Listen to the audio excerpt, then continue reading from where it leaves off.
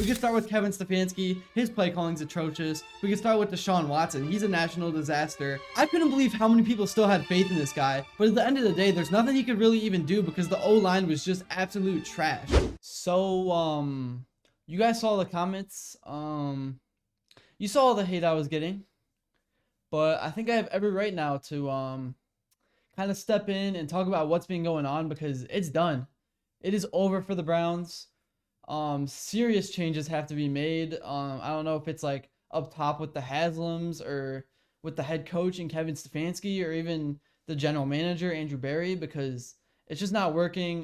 The relationship between Stefanski calling the plays and Deshaun Watson at quarterback, that's failed. Something has to change there. Either Kevin has to give up the playbook or Deshaun needs to be benched or even cut. I would not mind the Browns eating that contract because like they need to admit that they're wrong. That would just be a statement for us fans, for the organization to admit that they were wrong. The whole Watson thing is over. He's terrible. There is no more backing him up. I know the offensive line hasn't been good. There's been a lot of pressure on him, but still, I mean, to be getting paid that amount of money, you're supposed to be stepping up to the next level and like covering the holes that the Browns aren't able to spend at other positions because of how much money you're getting. And all he's doing is making this offense worse. So I think it's time to let go of him, give Jameis a shot. And also, I would love to see Ken Dorsey actually calling the offense up in a box as the offensive coordinator. I'm done with Kevin. I've been over him for years now. I don't know why you guys always defend him every single week. I mean, nothing's going to change. It didn't work with Baker. It's not working with Deshaun now. I don't know why Kevin has so many believers. I know he's a two-time coach of the year. But again, one was during the COVID season.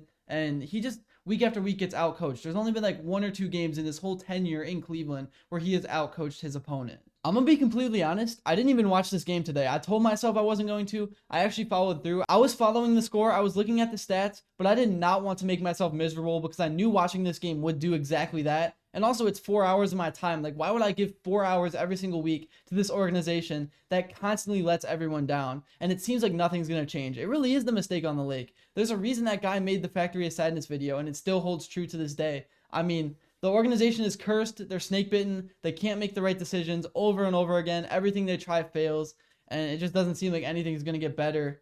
I mean, let me know in the comments below what you guys think. You got to get rid of Watson. That's first off. You got to strip the playbook away from Kevin Stefanski because he doesn't know what he's doing. Maybe you do one at a time. Maybe first you bench Watson.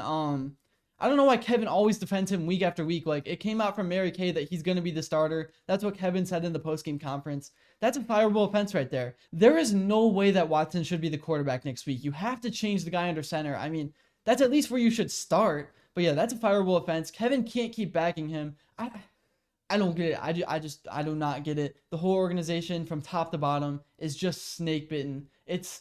Why does everyone keep supporting this team? And again, I know it might seem like I'm going AWOL right now, but I mean, I made a video week 1. You all flamed me for it. You saw the comments. So I feel like I have the right to say all the stuff I'm saying right now because nothing is going to change. And I mean, I think Andrew Berry needs to be held accountable too because what has he done? All he's done is like, he drafted JOK. But besides that, this team was built by John Dorsey, and the only reason he was fired is because of his inability to hire a good head coach because he was sticking with Hugh Jackson, and then he hired Freddie Kitchens. He wouldn't put his pride aside to go and actually hire a real head coach. But besides that, he built this team. Andrew Berry really hasn't done anything. He made a mistake with Baker. He ran him into the ground. Him and Kevin played him through an injury, so that didn't work. Then he went ahead, traded him, traded like 4 first-round picks, brought in Watson. That didn't work. Again, credit to him for trying. He definitely tried. Something that previous Browns GMs didn't do. He tried. I'll give him credit for that, but it didn't work. It's time to move on. They need to reset almost everything. I mean, I wouldn't even mind at this point trying to get 2 first-round picks for Myles Garrett. I love Myles. I would hate to see him go, but it's not going to work. This is going to be a 3 to 4 win team. We already played the easy part of our schedule. I mean, the New York Giants, the Commanders, on paper, those were supposed to be easy wins. I know Jaden Daniels is balling right now. Even, I mean, the Raiders, Gardner Minshew, are you kidding me? There's so many directions you could point your finger at right now. The defense hasn't been good. I don't know what happened with Jim Schwartz. I mean, all the energy from last year is gone. Greg Newsome is getting schooled out there. Martin Emerson, it seems like he hit his peak last season. His ceiling has already been reached. And when Ward is off the field, it's like big brother, little brother. Like, when Ward's off the field, they're just picking on him. Like, he gets exposed. You can ultimately see why at the end of the day, he was a 3rd-round pick. I mean, he's just not what we thought he was. And the thing that frustrates me the most is you already know how everything's going to go down. They're going to cover all this up with Nick Chubb's return. They're going to sell at the stadium in week 7 against the Bengals, and the organization doesn't deserve it. The stadium should be completely empty. I don't know why people would spend their time, their money, their energy on this team. I'm done. They should just move to Brook Park, restart everything, build through the draft. Quinn Ewers is looking pretty good. Jalen Milroe, I mean, I know they lost to Vandy. That was pretty embarrassing, but you got to start looking towards the draft because this really could be a 3 to 4 win team. It's that bad. But yeah, I'm just done with the whole thing. I'm over it. The Flacco run last year was cool. I know I made a lot of videos about that, but this organization sucks and I'm done with it. Let me know in the comments below how you are feeling about it, and please do not flame me.